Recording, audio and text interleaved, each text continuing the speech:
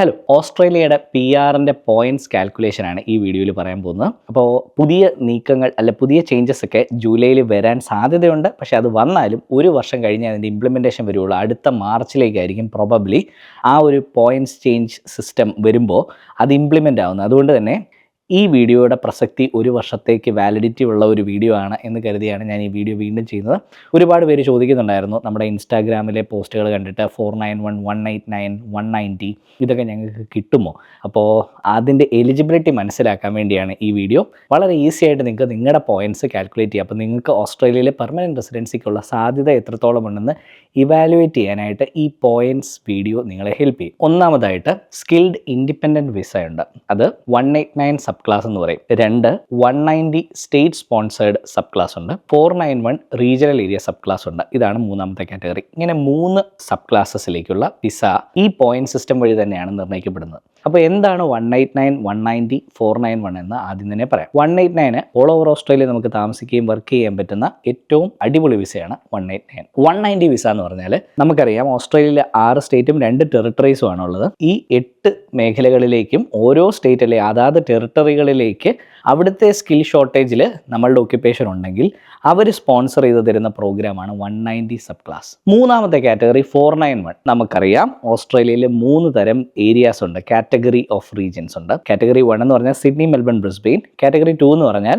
Regional area ആണ്. Regional cities like Adelaide, Perth, വൊല്ലങ്ങോങ്, Newcastle ഇങ്ങനെയുള്ള സ്ഥലങ്ങൾ. കാറ്റഗറി 3 പ്രദേശങ്ങൾ എന്ന് പറഞ്ഞു കഴിഞ്ഞാൽ റിമോട്ട് ആയിട്ടുള്ള regional areas like Darwin, Wagga Wagga, Toowoomba ഒക്കെ. അപ്പോൾ ഇങ്ങനെയുള്ള ഈ കാറ്റഗറൈസേഷൻ്റെ ഇമ്പോർട്ടൻസ് ഇതിലെ കാറ്റഗറി 2, 3 പ്രദേശങ്ങളിലേക്ക് താമസിക്കാനും വർക്ക് ചെയ്യാനും ഒക്കെ വേണ്ടി വരുന്നവർക്കുള്ള വിസയാണ് 491 വിസ. ഇപ്പോൾ ഈ സബ് ക്ലാസ് 491 എന്ന് പറഞ്ഞാൽ 5 കൊല്ലത്തേക്ക് കിട്ടുന്ന ഒരു വിസയാണ്. ഈ 5 ഇയറിൽ 3 ഇയേഴ്സ് എങ്കിലും റീജിയണൽ ഏരിയാസിലായി ഓസ്ട്രേലിയയുടെ ഏതെങ്കിലും റീജിയണൽ ഏരിയയിൽ സ്പെൻഡ് ചെയ്ത് മിനിമം സാലറി ത്രഷോൾഡ് അവരവർ പറഞ്ഞിരിക്കുന്നത് അത് നമ്മൾ ഏൺ ചെയ്യണം. ഏകദേശം 79,000 ഒക്കെയാണ് ഇപ്പോൾ ആ റേഞ്ച്. അതിപ്പോൾ മാറിക്കൊണ്ടിരിക്കുക ആ ത്രഷോൾഡ് വാല്യൂ. അപ്പോൾ ആ വാല്യൂവിൽ നിങ്ങളുടെ ഒക്യുപ്പേഷൻ നിങ്ങൾ ഏൺ ചെയ്യുന്നുണ്ടെങ്കിൽ നിങ്ങൾക്ക് PR-ലേക്ക് ലീഡ് ചെയ്യുന്ന പാത്വേ ആണ്. അത് കഴിഞ്ഞാൽ PR കിട്ടും. 491-ൽ 3 ഇയേഴ്സ് സ്പെൻഡ് ചെയ്ത് കഴിഞ്ഞാൽ PR കിട്ടും. അപ്പോൾ 491 വിസ 5 കൊല്ലത്തേക്ക് കിട്ടുന്ന ഒരു വിസയാണ്. അപ്പോൾ ഏറ്റവും കൂടുതൽ പേര് പെട്ടെന്ന് കിട്ടാൻ സാധ്യതയുള്ളത് 491 വിസയാണ്. ഏറ്റവും സ്പീഡിൽ കിട്ടിക്കൊണ്ടിരുന്നത് ഇത്രയും നാളും. ഇനി അതിൻ്റെ ഡൈനാമിക്സ് അങ്ങോട്ടും ഇങ്ങോട്ടും മാറും. പക്ഷേ ഈ പോയിന്റ്സ് ഗ്യാദർ ചെയ്യുന്നത് തന്നെയാണ് നമ്മളുടെ PR സിസ്റ്റം എളുപ്പമാക്കി തരുന്ന കാര്യം. അപ്പോൾ ഈ പോയിന്റ്സ് ബ്രേക്ക് ഡൗൺ എങ്ങനെയാണെന്ന് നമുക്കിനി നോക്കാം. ഒന്നാമത്തെ കാര്യം ഏജ് ഒരു വലിയ ഫാക്ടറാണ്. 18 വയസ്സിന് മുകളിലുള്ളവർക്കും 45 വയസ്സിന് ഇടയ്ക്കുള്ളവർക്കുമാണ്. 18-നും 45-നും ഇടയ്ക്കുള്ളവർക്കാണ് ചുരുക്കത്തിൽ PR-ന് അപ്ലൈ ചെയ്യാൻ പറ്റുന്നത്. ഈ പറഞ്ഞ 189-ലും 190-ലും 491-ലും ഒക്കെ എലിജിബിൾ ആവുക 18-നും 45 വയസ്സിനും ഇടയ്ക്കുള്ളവരാണ്. അപ്പോൾ ഈ 18-നും 25 വയസ്സിനും ഇടയ്ക്കുള്ളവർക്ക് കിട്ടുന്ന പോയിന്റ്സ് 25 ആണ്. നമ്മുടെ ബാച്ചിലേഴ്സ് ഒക്കെ കഴിയുന്ന കുട്ടികൾ ഈ ഒരു കാറ്റഗറിയിലേക്കാണ് വരുന്നത്. മാസ്റ്റേഴ്സ് കഴിയുന്നവർ അടുത്ത കാറ്റഗറിയിലേക്ക് വരാനുള്ള സാധ്യതയുണ്ട്. 25-നും 33 വയസ്സിനും ഇടയ്ക്കുള്ളവർക്ക് മാക്സിമം പോയിന്റ്സ്. അതാണ് golden age for Australian migration, 30 point currently. ഇനി 33-നും 40 വയസ്സിനും ഇടയ്ക്കുള്ളവർക്ക് ഒരു 5 പോയിന്റ് കുറച്ച് തിരിച്ച് 25 പോയിന്റിൽ വരും. 40-നും 45 വയസ്സിനും ഇടയ്ക്കാണെങ്കിൽ 15 പോയിന്റാണ് കിട്ടുന്നത്. അപ്പോൾ നമുക്കറിയാം 25-ൽ നിന്നൊരു 10 പോയിന്റിൻ്റെ വലിയൊരു വ്യത്യാസമുണ്ട്. അപ്പോൾ അത്രയും പോയിന്റ്സ് ഡ്രോപ്പ് ആവും നിങ്ങൾ 40 ക്രോസ് ചെയ്ത് കഴിഞ്ഞാൽ. അപ്പോൾ 40-ന് ശേഷം PR കിട്ടാനായിട്ട് നല്ല സ്ട്രഗിൾ കൂടുതലാണ് എന്ന് വേണം നമ്മൾ മനസ്സിലാക്കാൻ. പക്ഷേ അതുകൊണ്ട് അവർക്ക് എക്സ്പീരിയൻസിലുള്ള പോയിന്റ്സ് ഒക്കെ കൂടുതൽ കിട്ടുമേ. അപ്പോൾ അതുകൊണ്ട് അതൊക്കെ മാനേജ് ചെയ്യാൻ പറ്റും. അപ്പോൾ നിങ്ങളുടെ പോയിന്റ്സ് എങ്ങനെയാണെന്ന് കാൽക്കുലേറ്റ് ചെയ്താൽ 45 വയസ്സ് വരെയുള്ളവർക്ക് ഇൻവിറ്റേഷൻ കിട്ടുന്നുണ്ട്. ആൻഡ് അതിനെ പോയിന്റ്സ് മാക്സിമം ക്ലെയിം ചെയ്യാൻ ശ്രമിക്കുക എന്നുള്ളത്. അപ്പോൾ ബാക്കിയുള്ള പോയിന്റ്സ് എന്തൊക്കെയാണെന്ന് നമുക്ക് നോക്കാം. അടുത്ത മേജർ ഫാക്ടറാണ് English language skills. English language skills 3 category ഉണ്ട്. Competent English, proficient English, superior English. Competent English എന്ന് പറഞ്ഞാൽ 6 ബാൻഡ് IELTS-ന്റെ, പ്രൊഫിഷ്യന്റ് എന്ന് പറഞ്ഞാൽ 7 ബാൻഡ് IELTS-ന്റെ, സുപ്പീരിയർ ബാൻഡ് എന്ന് പറഞ്ഞാൽ 8 ബാൻഡ് IELTS-ന്റെ. അപ്പോൾ IELTS-ന് ഇക്വലൻ്റ് ആയിട്ടുള്ള എക്സാംസ് വേറെ ഉണ്ട്. ഞാൻ ഈ 6, 7, 8 ഓർക്കാൻ വേണ്ടി പെട്ടെന്ന് IELTS-ന്റെ പേര് പറഞ്ഞെങ്കിലും ഓസ്ട്രേലിയൻ മൈഗ്രേഷന് ഏറ്റവും എളുപ്പം ഇതുവരെ ഞങ്ങൾ പല എക്സാംസ് നമ്മുടെ ഹോല ലാംഗ്വേജ് ലാബ് നടത്തുന്ന റിസർച്ചിൽ ഇപ്പോഴും മുന്നിട്ട് നിൽക്കുന്നത് PT എക്സാമാണ്. PT എക്സാം, സെൽപിപ്പ്, അങ്ങനെ ഒരുപാട് എക്സാംസ് ഉണ്ട്. നമുക്ക് ഏതൊക്കെ എക്സാംസ് ആണ് അതിൻ്റെ സ്കോർ ബാൻഡ്സ് എന്തൊക്കെയാണെന്ന് പെട്ടെന്ന് നോക്കാം. അപ്പോൾ 7 ഓഗസ്റ്റ് 2025-ന് ശേഷം പോയിന്റ്സ് അപ്ഡേറ്റ് ചെയ്തിട്ടുണ്ട്. അപ്പോൾ അത് കഴിഞ്ഞിട്ടുള്ള പോയിന്റ്സ് ഇപ്പോഴത്തെ റെലവൻറ്റ് പോയിന്റ്സ് ആണ് ഞാൻ പറയാൻ പോകുന്നത്. കേംബ്രിഡ്ജ് C1 അഡ്വാൻസ് ടെസ്റ്റിൽ ലിസണിങ്, റീഡിംഗ്, റൈറ്റിംഗ്, സ്പീക്കിംഗ് ഓർഡറിലാണ് പറയുന്നത് 163, 163, 170, 179. പിന്നെ സെൽഫ് LPIP ജനറൽ എക്സാം ഉണ്ട്. 7 ബാൻഡാണ്, എല്ലാത്തിനും ഇൻഡിവിജ്വൽ 7 ബാൻഡാണ് അവർ ആവശ്യപ്പെടുന്നത്. ഇനി IELTS അക്കാഡമിക് ആണെങ്കിൽ 6 ബാൻഡാണ്. പിന്നെ 1 സ്കിൽ റീടേക്കും ഇവർ അക്സെപ്റ്റ് ചെയ്യുന്നുണ്ട്. IELTS ജനറൽ ട്രെയിനിങ് ആണ് എടുക്കുന്നെങ്കിലും 6 ബാൻഡ്, എല്ലാ ബാൻഡിനും എല്ലാ കമ്പോണൻറ്റിനും 6 ബാൻഡ് വേണം. മിഷിഗൻ ഇംഗ്ലീഷ് ടെസ്റ്റ് MET എന്ന് പറയും, 56, 55, 57, 48. ഒക്യുപ്പേഷണൽ ഇംഗ്ലീഷ് ടെസ്റ്റ് OET ആണെങ്കിൽ 290, 310, 290, 330. ലാംഗ്വേജ് സെർട്ട് അക്കാഡമിക് ടെസ്റ്റ് ആണെങ്കിൽ 57, 60, 64, 70. PT അക്കാഡമിക് ആണെങ്കിൽ 47, 48, 51, 54. TOEFL IBT 16, 16, 19, 90. ഇനി 6 ഓഗസ്റ്റിന് മുന്നേ പരീക്ഷ എഴുതിയവർ ആണെങ്കിൽ സ്കോറിൽ അല്പ വ്യത്യാസമുണ്ട്. അതിൻ്റെ ആ ഒരു ടേബിൾസ് നിങ്ങൾക്ക് കിട്ടാനായിട്ട് നമ്മുടെ ഡിസ്ക്രിപ്ഷനിൽ അതിൻ്റെ ലിങ്ക് കൊടുത്തിട്ടുണ്ട്. അപ്പോൾ അത് കയറി നോക്കുമ്പോൾ നിങ്ങൾക്ക് മനസ്സിലാവും കോമ്പറ്റൻറ്റ് ഇംഗ്ലീഷിൻ്റെ ബാൻഡ് എന്താണെന്ന്. ഇതേ ലിങ്കിൽ തന്നെ നിങ്ങൾ ടാബ് മാറ്റി നോക്കിക്കഴിഞ്ഞാൽ നിങ്ങൾക്ക് കാണാൻ പറ്റും സുപ്പീരിയറിൻ്റെ സ്കോർ എന്താണ്, പ്രൊഫിഷ്യൻ്റെ സ്കോർ എന്താണ് എന്നൊക്കെ. അപ്പോൾ പ്രൊഫിഷ്യൻ്റെ സ്കോർ ഞാനൊന്ന് പെട്ടെന്ന് പറഞ്ഞു പോകാം. പ്രൊഫിഷ്യൻറ്റിൻ്റെ PT അക്കാഡമിക് സ്കോർ 58, 59, 69, 76 ആണെങ്കിൽ, ഇനി സുപ്പീരിയറിൻ്റെ PT അക്കാഡമിക് സ്കോർ 69, 70, 85, 88 ആണ്. അടുത്തത് സ്കിൽഡ് എംപ്ലോയ്മെൻറ്റ് എക്സ്പീരിയൻസ് കാറ്റഗറിയാണ്. ഇതിന് മാക്സിമം 20 പോയിൻറ്റ്സ് ആണ് കിട്ടുന്നത്. ഇൻസൈഡ് ഓസ്ട്രേലിയ, ഔട്ട്സൈഡ് ഓസ്ട്രേലിയ, ഇങ്ങനെ 2 കാറ്റഗറികളുണ്ട്. ഇപ്പോൾ ഇൻസൈഡ് ഓസ്ട്രേലിയ ആണെങ്കിൽ നമുക്ക് പോയിൻറ്റ്സ് വരുന്നത് ലെസ് ദാൻ 1 ഇയർ ആണെങ്കിൽ പോയിൻറ്റ്സ് ഒന്നുമില്ല. 1 to 3 years ആണെങ്കിൽ 5 പോയിൻറ്റ്സ്, 3 to 5 years ആണെങ്കിൽ 10 പോയിൻറ്റ്സ്, 5 to 8 years ആണെങ്കിൽ 15 പോയിൻറ്റ്സ് ആൻഡ് അറ്റ്ലീസ്റ്റ് 8 years ഉണ്ടെങ്കിൽ 20 പോയിൻറ്റ്സ്. ഇതാണ് ഇൻസൈഡ് ഓസ്ട്രേലിയ. അപ്പോൾ നിങ്ങൾക്ക് 8 വർഷത്തെ എക്സ്പീരിയൻസ് ഓസ്ട്രേലിയയിൽ ഉണ്ടെങ്കിൽ 20 പോയിൻറ്റ് അത് തന്നെ ആയി. പിന്നെ ലാസ്റ്റ് 10 ഇയറിനകത്തുള്ള എക്സ്പീരിയൻസ് ആണ് ഈ കാൽക്കുലേറ്റ് ചെയ്യാൻ എടുക്കുന്നത് കേട്ടോ. നിങ്ങൾക്ക് 11 വർഷങ്ങൾക്ക് മുമ്പുള്ള ഒരു എക്സ്പീരിയൻസ് ഉണ്ടെങ്കിൽ അത് നമ്മൾ കൗണ്ട് ചെയ്യത്തില്ല. ഇൻ ദ ലാസ്റ്റ് 10 ഇയേഴ്സിൽ നിങ്ങളുടെ എക്സ്പീരിയൻസ് എങ്ങനെയാണ് എന്ന് നോക്കിയിട്ടാണ് ഇൻസൈഡ് ഓസ്ട്രേലിയയും ഔട്ട്സൈഡ് ഓസ്ട്രേലിയയും നിർണ്ണയിക്കുന്നത്. അപ്പം at least 8 years of Australian experience ഉണ്ടെങ്കിൽ മാക്സിമം പോയിൻ്റ് ആയിട്ടുള്ള 20 കിട്ടും. ഇനി നമുക്ക് ഔട്ട്സൈഡ് ഓസ്ട്രേലിയയുടെ കേസ് എങ്ങനെയാണെന്ന് നോക്കാം. ലെസ് ദാൻ 3 years ആണെങ്കിൽ പോയിൻറ്റ്സ് ഒന്നുമില്ല. 3 to 5 years ആണെങ്കിൽ 5 പോയിൻറ്റ്സ്, 5 to 8 years ആണെങ്കിൽ 10 പോയിൻറ്റ്സ് ആൻഡ് അറ്റ്ലീസ്റ്റ് 8 years ആണെങ്കിൽ 15 പോയിൻറ്റ്സ് ആണ് കിട്ടുന്നത്.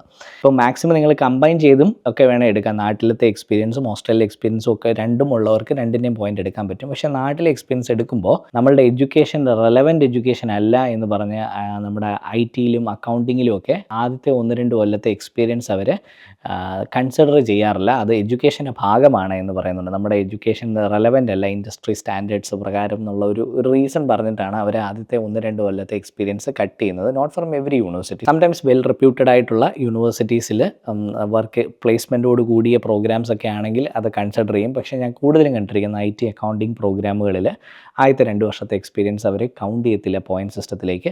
അപ്പോൾ 5 കൊല്ലം എക്സ്പീരിയൻസ് ഉള്ളവർക്ക് 3 കൊല്ലത്തെ എക്സ്പീരിയൻസിൻ്റെ പോയിൻറ്റ്സ് ഒക്കെയാണ് അവർ കൺസിഡർ ചെയ്യാറുള്ളത്. അപ്പോൾ അതും കൂടെ മനസ്സിൽ വെച്ചിട്ട് വേണം നിങ്ങൾ പോയിൻറ്റ്സ് കാൽക്കുലേറ്റ് ചെയ്യാൻ. പിന്നെ ഓസ്ട്രേലിയ എക്സ്പീരിയൻസ് ക്ലെയിം ചെയ്യുമ്പോൾ നിങ്ങൾ ഏതെങ്കിലും ഒരു സബ്സ്റ്റാൻഷ്യേറ്റീവ് വിസ ഹോൾഡർ ആയിരിക്കണം. അല്ലെങ്കിൽ ബ്രിഡ്ജിംഗ് വിസ AO BO ആണെങ്കിലും കുഴപ്പമില്ല. പക്ഷേ നിങ്ങൾ വിസയുടെ എല്ലാ കണ്ടീഷൻസും ഫോളോ ചെയ്യുന്നുണ്ടായിരുന്നു എന്നുള്ളത് ഉറപ്പാക്കണം. ഫോർ എക്സാമ്പിൾ വർക്ക് റൈറ്റ്സ് ഉണ്ടെങ്കിലേ നിങ്ങൾക്കത് ചെയ്യാൻ പറ്റത്തുള്ളല്ലോ. പിന്നെ 20 മണിക്കൂറിൻ്റെ വർക്ക് എക്സ്പീരിയൻസ് മതി. ഒരാഴ്ചയിൽ 20 hours work experience will be counted as an valid experience. പിന്നെ നമ്മൾ ചെയ്യുന്ന ജോലി ക്ലോസ്ലി റിലേറ്റഡ് ഒക്യുപ്പേഷൻ ആണെങ്കിലും കുഴപ്പമില്ല. അപ്പോൾ എങ്ങനെയാണ് ഈ ക്ലോസ്ലി റിലേറ്റഡ് ഗ്രൂപ്പ് എന്ന് ചോദിച്ചു കഴിഞ്ഞാൽ ANSCO ഗ്രൂപ്പിൽ വരുന്നുണ്ടോയെന്ന്. അപ്പോൾ നമ്മൾ ഒരു ഒക്യുപ്പേഷൻ നോക്കുമ്പോൾ അതിൻ്റെ കറക്റ്റ് ANSCO കോഡ് തന്നെ ആവണമെന്നില്ല. ആ യൂണിറ്റ് ഗ്രൂപ്പിനകത്ത് വരുന്ന വേറൊരു ഒക്യുപ്പേഷൻ്റെ എക്സ്പീരിയൻസ് ആണെങ്കിലും that is also considered as A relevant experience. അത് ക്ലോസ്ലി റിലേറ്റഡ് ഫീൽഡിൻ്റെ എക്സ്പീരിയൻസ് ആണ് എന്നുള്ള രീതിയിൽ പരിഗണിച്ച് ആ എക്സ്പീരിയൻസിൻ്റെ പോയിൻറ്റ്സും നമുക്ക് കൗണ്ട് ചെയ്യാൻ പറ്റും. അപ്പോൾ 20 hours ആഴ്ചയിൽ വർക്ക് ചെയ്യുന്നുണ്ട്. അപ്പോൾ എക്സ്പീരിയൻസ് ലെറ്റർ എടുക്കുമ്പോഴും നിങ്ങൾ അതിൽ സ്പെസിഫിക് ആയിട്ട് എഴുതുന്ന കാര്യം മറക്കരുത്. എത്ര അവേഴ്സ് ഒരാഴ്ച ജോലി ചെയ്തിരുന്നു എന്നുള്ളത് എക്സ്പീരിയൻസ് ലെറ്ററിൻ്റെ ഫോർമാറ്റിൽ അത് ഉണ്ടാവേണ്ടതാണ്.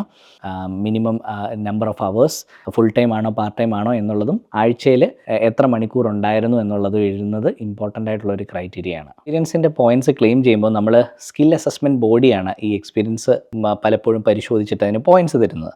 അപ്പോൾ ആ പോയിൻറ്റ്സ് തരണമെങ്കിൽ നിങ്ങൾ സാലറി സ്റ്റേറ്റ്മെൻറ്റ്, ഓഫർ ലെറ്റർ തുടങ്ങിയ കാര്യങ്ങൾ കൂടെ സബ്മിറ്റ് ചെയ്യണം. അതുപോലെ എക്സ്പീരിയൻസ് ലെറ്റർ വളരെ ഇമ്പോർട്ടൻ്റ് ആണ്. കമ്പനിയുടെ ലെറ്റർ ഹെഡിൽ ഞാൻ നേരത്തെ പറഞ്ഞ പോലെ എത്ര മണിക്കൂർ ആഴ്ചയിൽ ജോലി ചെയ്തിരുന്നു എന്നുള്ളതും മെൻഷൻ ചെയ്യേണ്ടത് ഇമ്പോർട്ടൻ്റ് ആണ്. പിന്നെ റോൾസ് ആൻഡ് റെസ്പോൺസിബിലിറ്റീസ്, നിങ്ങളുടെ ഈ ANSCO ഗ്രൂപ്പ് കോഡിൽ വരുന്ന റെസ്പോൺസിബിലിറ്റീസ് ആണ് അതിനകത്ത് എഴുതി വെക്കുന്നതെങ്കിൽ അങ്ങനെയാണെങ്കിൽ ഈ എക്സ്പീരിയൻസിൻ്റെ പോയിൻറ്റ്സ് നിങ്ങൾക്ക് ക്ലെയിം ചെയ്യാൻ പറ്റത്തുള്ളൂ. അപ്പോൾ റോൾസ് ആൻഡ് റെസ്പോൺസിബിലിറ്റി വെച്ചിട്ട് ആ ഷീറ്റ് തയ്യാറാക്കുന്നതിൽ പ്രത്യേകം ശ്രദ്ധിക്കേണ്ടതാണ്. അടുത്തത് എഡ്യൂക്കേഷൻ ക്വാളിഫിക്കേഷൻ. PhD ഹോൾഡറാണ്, ഒരു ഡോക്ടറേറ്റ് നിങ്ങൾക്ക് ഉണ്ടെങ്കിൽ 20 പോയിൻറ്റ്സ് കിട്ടും, അതാണ് മാക്സിമം പോയിൻറ്റ്സ്. ബാച്ചിലേഴ്സോ മാസ്റ്റേഴ്സോ ആണ്, അതൊരു ഓസ്ട്രേലിയൻ എഡ്യൂക്കേഷൻ ആയിക്കോട്ടെ, ഓസ്ട്രേലിയ അംഗീകൃതമായിട്ടുള്ള നാട്ടിലൊരു എഡ്യൂക്കേഷൻ ആയിക്കോട്ടെ, അങ്ങനെയാണെങ്കിൽ 15 പോയിൻറ്റ് കിട്ടും. പിന്നെ ഓസ്ട്രേലിയയിലെ ഒരു സർട്ടിഫിക്കറ്റ് പ്രോഗ്രാം ആണെങ്കിൽ, diploma or trade occupation from an Australian education institution ആണെങ്കിൽ 10 പോയിൻറ്റ്. അതുപോലെ തന്നെ attained a qualification or award recognised by the relevant assessing authority for your nominated skilled occupation as being suitable for that occupation. Relevant ആയിട്ടുള്ള assessing authority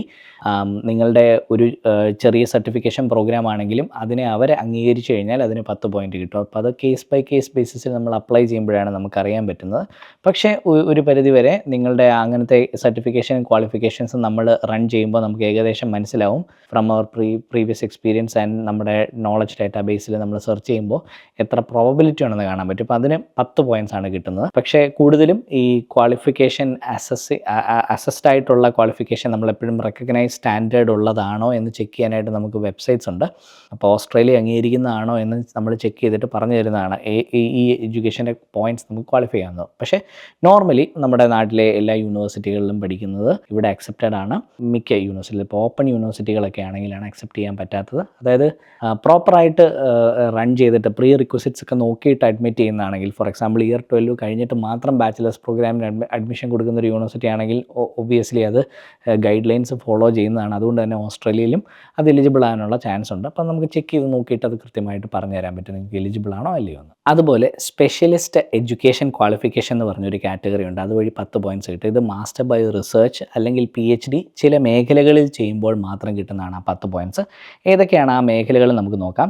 the post graduate degree by research must be awarded from an Australian education institution for at least 2 academic years of study in the following: science, technology, engineering, mathematics or specified information and communication technology fields. ഇപ്പോൾ STEM സബ്ജക്ട്സിലോ ICT ഫീൽഡ്സിലോ ആയിരിക്കണം എന്നാണ് അവർ പറയുന്നത്. ഇത് Australian study requirements meet ചെയ്യുകയാണെങ്കിൽ 5 points കിട്ടും. അത് ASR എന്ന് പറയും. ഇത് പറയുന്നത് 2 academic yearsലായിട്ട് സ്പാൻ ചെയ്ത് നിൽക്കുന്ന എഡ്യൂക്കേഷൻ ആയിരിക്കണം. അത് ഒരു ഡിഗ്രി തന്നെയാണെങ്കിൽ ഏറ്റവും നല്ലത്. ഇനി 2 എണ്ണം ആയാലും കുഴപ്പമില്ല. അത് രണ്ടും കൂടെ കമ്പൈൻ ചെയ്യുമ്പോൾ 2 academic yearsലേക്ക്, ഫോർ എക്സാമ്പിൾ ഒരു സർട്ടിഫിക്കറ്റ് 3യും അഡ്വാൻസ് ഡിപ്ലോമയും കൂടെ ഒരുമിച്ച് ചെയ്താലും അത് 2 ഇയേഴ്സിൻ്റെ എഡ്യൂക്കേഷനായിട്ട് കൺസിഡർ ചെയ്യും. ബാച്ചിലേഴ്സോ മാസ്റ്റേഴ്സോ ആണെങ്കിൽ അത് 3 ഇയേഴ്സും 2 ഇയേഴ്സും ഒക്കെ ആയതുകൊണ്ട് ഓൾറെഡി നമ്മുടെ ഈ റിക്വയർമെൻറ്റ് മീറ്റ് ചെയ്യുന്നുണ്ട്. ഇനി ക്രെഡിറ്റ് ട്രാൻസ്ഫർ ചെയ്യുമ്പോൾ നമുക്കിത് കിട്ടുമോ ഇല്ലയോ എന്നുള്ളൊരു ചോദ്യം വരുന്നുണ്ട്. അതായത് നമുക്ക് പഠിക്കാൻ തന്നിരിക്കുന്ന യൂണിറ്റ്സിൽ മാസ്റ്റേഴ്സ് ചെയ്യാൻ വരുന്ന കുട്ടികൾ 4 യൂണിറ്റ് വരെ ക്രെഡിറ്റ് ട്രാൻസ്ഫർ ചെയ്ത് കഴിഞ്ഞാൽ നിങ്ങൾ എലിജിബിൾ ആകുമോ എന്നുള്ളൊരു സംശയമുണ്ട്.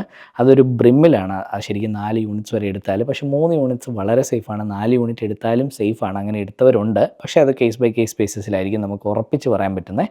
അത് റൺ ത്രൂ ചെയ്ത് നോക്കിയിട്ട് മാത്രം എടുക്കുക. കാരണം 92 വീക്സിൻ്റെ ടോട്ടൽ സ്പാൻ ഉണ്ടാവണം. 2 academic yearsലായിട്ട് അത് സ്പാൻ ആവണം. 16 calendar months ആയിട്ടെങ്കിലും എഡ്യൂക്കേഷൻ പോകണം.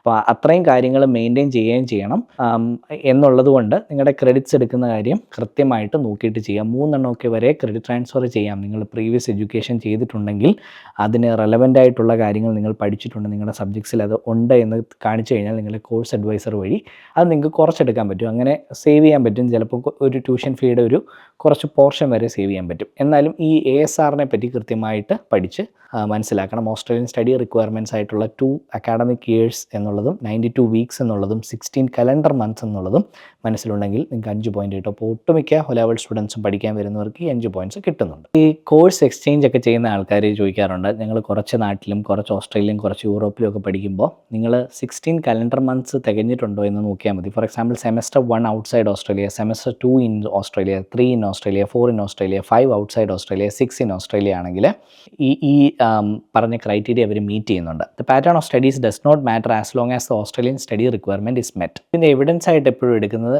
കോഴ്സ് കംപ്ലീഷൻ ലെറ്റർ ആണ്. കോഴ്സ് കംപ്ലീഷൻ ലെറ്ററിൽ ഉണ്ടാവേണ്ട കാര്യങ്ങൾ: the date the course started and ended, whether you did any distance learning, certified copies of course transcripts, the date of course completion, the location of the campus where you studied, whether you studied full time or part time, and the language in which you received education. ഇതാണ് ആ course completion ലെറ്ററിൽ ഉണ്ടാവേണ്ടത്. അടുത്തത് completion of professional year program. ഇത് ഓസ്ട്രേലിയയിൽ പഠിക്കാൻ വരുന്ന കുട്ടികൾക്ക് മാത്രം ക്ലെയിം ചെയ്യാൻ പറ്റുന്ന പോയിൻ്റാണ്.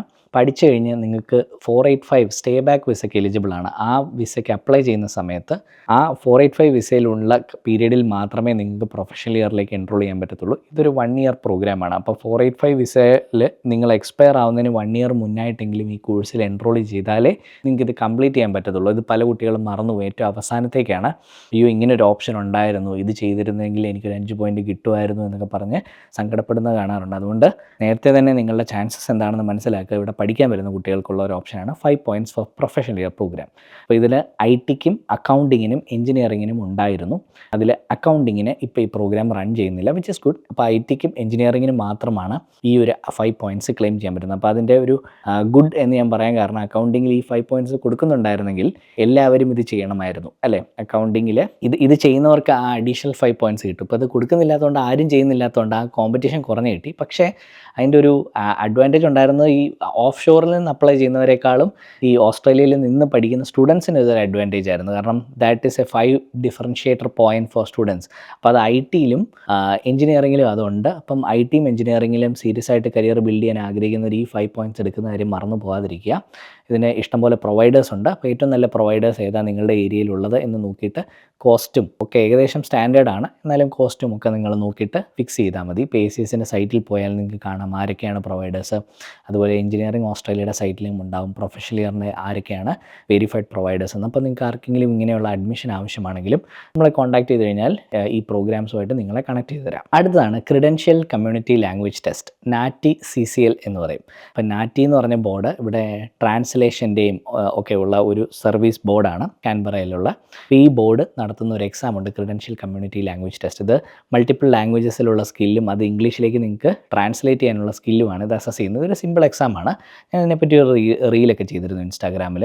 ഇത് 20 മിനിറ്റിൻ്റെ എക്സാമാണ്. 2 ഡയലോഗ്സ് ആണ് ഉള്ളത്. ഒരു 13 സംഭാഷണങ്ങൾ between for example A doctor and A patient ഒരു മലയാളി വൃദ്ധനാണ്, ഡോക്ടർ ഒരു ഓസ്ട്രേലിയക്കാരനാണ്. അപ്പോൾ ഇവർ തമ്മിലുള്ള സംഭാഷണം, ഡോക്ടർ എനിക്ക് കയ്യിൽ വേദനയുണ്ട്, doctor I have A pain in my hand please sit എന്ന് ഡോക്ടർ പറയുമ്പോൾ നമ്മളത് മലയാളത്തിൽ ദയവായി ഇരിക്കൂ എന്ന് പറഞ്ഞു കൊടുക്കുക. അപ്പോൾ അങ്ങനത്തെ ഒരു സംഭാഷണമാണ്. അപ്പോൾ ഇങ്ങനത്തെ 2 ക്വസ്റ്റ്യൻസ് ആണുള്ളത്. ഈ 2 ക്വസ്റ്റ്യൻസിൽ നമ്മൾ പാസ് മാർക്ക് നേടിക്കഴിഞ്ഞാൽ 5 മാർക്സ് നമുക്ക് കിട്ടും.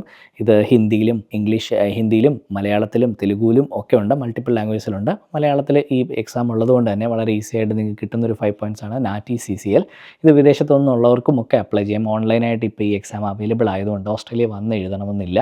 സോ ഇത് ഓൺലൈനായിട്ട് ചെയ്യാവുന്നതായതുകൊണ്ട് കഴിവതും ആൾക്കാർ ഈ പോയിൻറ്റ്സും കൂടെ ക്ലെയിം ചെയ്യാൻ മറന്നു പോകാതിരിക്കുക. 5 പോയിൻറ്റ്സ് കിട്ടുമ്പോൾ നിങ്ങൾ മോർ കോമ്പിറ്റൻ്റ് ആവും, നിങ്ങളുടെ പ്രൊഫൈൽ കൂടുതൽ അട്രാക്റ്റീവ് ആവും ഇൻവിറ്റേഷൻ കിട്ടാനായിട്ട്. അടുത്തത് സ്റ്റഡി ഇൻ റീജിയണൽ ഏരിയ. നേരത്തെ പറഞ്ഞ ഓസ്ട്രേലിയൻ സ്റ്റഡി റിക്വയർമെൻറ്റിലെ 2 ഇയർ പീരീഡിലേക്കുള്ള ആ ഒരു പഠിത്തം അതൊരു റീജിയണൽ ഏരിയയിലാണ് നിങ്ങൾ ചെയ്യുന്നത്. അവിടെ റീജിയണൽ ഏരിയ പഠിക്കുകയും അവിടെ താമസിക്കുകയും ചെയ്യുക എന്നുള്ളതിൻ്റെ പ്രൂഫാണ് നിങ്ങൾക്ക് സംഘടിപ്പിക്കേണ്ടതുള്ളത്. ഇങ്ങനെയുള്ള സാഹചര്യങ്ങളിൽ നിങ്ങൾക്ക് 5 പോയിൻറ്റ്സ് എക്സ്ട്രാ കിട്ടും. ഫോർ എക്സാമ്പിൾ ന്യൂകാസൽ, വൊലങ്ങോ, കാൻബറ, ജെയിംസ് കുക്കിൻ്റെ ടൗൺസ്വിൽ ഇങ്ങനെയുള്ള ക്യാമ്പസുകളിലൊക്കെ പഠിച്ചു കഴിഞ്ഞാൽ നിങ്ങൾക്ക് 5 പോയിൻറ്റ് എക്സ്ട്രാ കിട്ടും for studying in a regional area. അടുത്തത് പാർട്ട്ണർ സ്കിൽസ്. നിങ്ങളുടെ പാർട്ട്ണർ, അത് കല്യാണം കഴിച്ച ആളായാലും ഡി ഫാക്ടോ റിലേഷൻഷിപ്പ് ആയാലും, നിങ്ങൾ അങ്ങനെ ഒരാളെ നിങ്ങളുടെ ആപ്ലിക്കൻ്റായിട്ട് ആഡ് ചെയ്യുന്നുണ്ടെങ്കിൽ അവർ പെർമനൻറ്റ് റെസിഡൻറ്റോ സിറ്റിസണോ ആണെങ്കിൽ നിങ്ങൾക്ക് മാക്സിമം പോയിൻറ്റ്സ് ആയിട്ടുള്ള 10 പോയിൻറ്റ്സ് തന്നെ ഉണ്ട്. അതല്ലാണ്ട് spouse or de facto only competent English skill ഉണ്ട്, അതായത് 6 ബാൻഡ് മാത്രം പരീക്ഷ എഴുതി അവർ പാസ്സായെങ്കിൽ 5 പോയിൻറ്റ് കിട്ടും. ഇതാണ് രണ്ടാമത്തെ കണ്ടീഷൻ. മൂന്നാമത്തെ condition spouse or de facto or married person under 45 years old ആണ്, അതുപോലെ ഹാവ് കോമ്പിറ്റൻറ്റ് ഇംഗ്ലീഷ് സ്കില്ലുണ്ട്, അതുപോലെ ഒരു നോമിനേറ്റഡ് സ്കിൽ ഒക്യുപ്പേഷനിൽ മാപ്പ് ചെയ്യാൻ പറ്റുന്നുണ്ട്. നിങ്ങളിപ്പോൾ 189 അപ്ലൈ ചെയ്യുന്നത് 189 ലിസ്റ്റിൽ തന്നെ ഉള്ള ഒരു ഒക്യുപ്പേഷനിൽ സ്കിൽ അസസ്റ്റ് ആണെങ്കിൽ 189 10 പോയിൻറ്റ്സ് ക്ലെയിം ചെയ്യാൻ എലിജിബിൾ ആണ്. വേറാസ് 190 സ്കിൽ ലിസ്റ്റിലേ ഉള്ളുവെങ്കിൽ 190 മാത്രമേ ഈ 10 പോയിൻറ്റ്സ് കിട്ടത്തുള്ളൂ.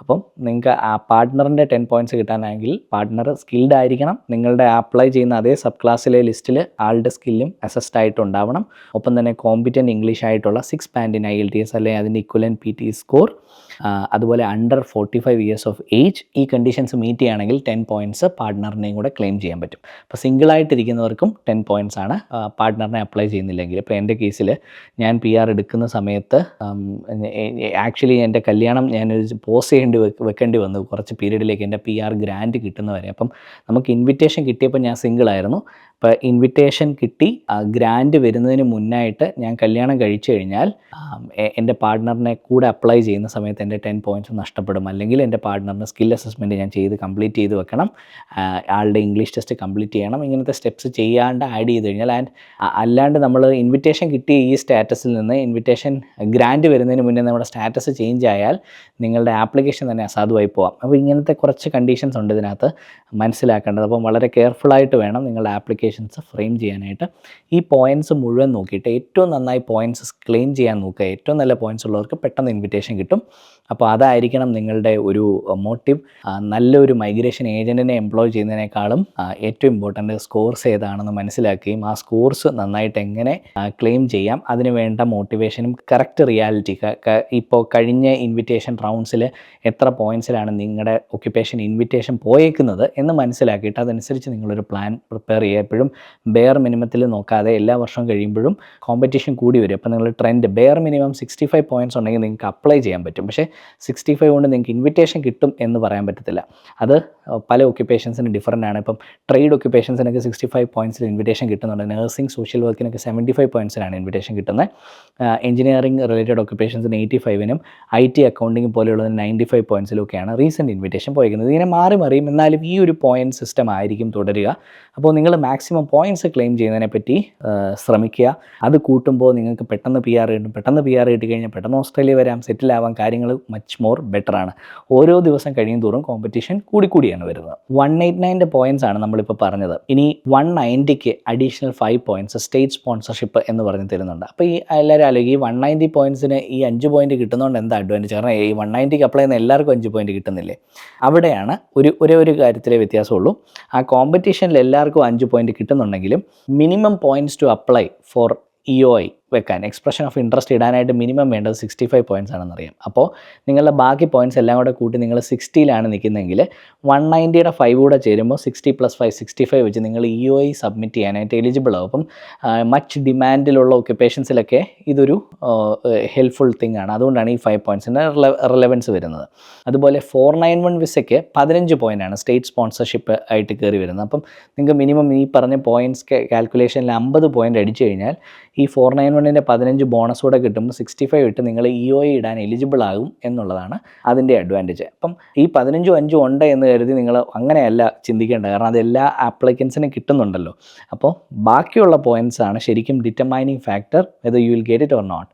അപ്പോൾ ഈ കാര്യങ്ങൾ കൂടുതൽ സ്കോർ ചെയ്യാൻ നോക്കുക. മറ്റുള്ള ബോണസ് കൂടെ വെച്ച് നിങ്ങളെ ആ ഒരു ത്രഷോൾഡ് മീറ്റ് ചെയ്യാനായിട്ട് ഹെൽപ്പ് ചെയ്യിപ്പിക്കുന്നു എന്നുള്ള ഒരൊറ്റ കാര്യമാണ് ഈ ബോണസ് പോയിന്റുകളിൽ നിന്ന് നിങ്ങൾ മനസ്സിലാക്കേണ്ടത്. അപ്പോൾ Australian migration related, study related, ഇനി യൂറോപ്യൻ കൺട്രീസിൻ്റെ മൈഗ്രേഷൻ ആൻഡ് സ്റ്റഡി റിലേറ്റഡ് കാര്യങ്ങൾ, ഇതൊക്കെ അറിയാനായിട്ട് ഞങ്ങളുടെ ചാനൽ ഫോളോ ചെയ്യുക. ഇൻസ്റ്റാഗ്രാമിൽ holaworld.in എന്ന് പറഞ്ഞ ഇൻസ്റ്റാഗ്രാം പേജും ഉണ്ട്. അതും വളരെ യൂസ്ഫുൾ ആണ്. അതിനകത്തും അപ്ഡേറ്റ്സും റീൽസും ഞങ്ങൾ പോസ്റ്റ് ചെയ്യാറുണ്ട്. അപ്പോൾ തീർച്ചയായും ഞങ്ങളെ സപ്പോർട്ട് ചെയ്യുക. Like, share and subscribe. അതുവഴി നിങ്ങൾക്കും കൂടുതൽ നിങ്ങളുടെ അറിവ് വർദ്ധിപ്പിക്കാൻ സാധിക്കും. This is Jaswin signing out from Hola world YouTube channel.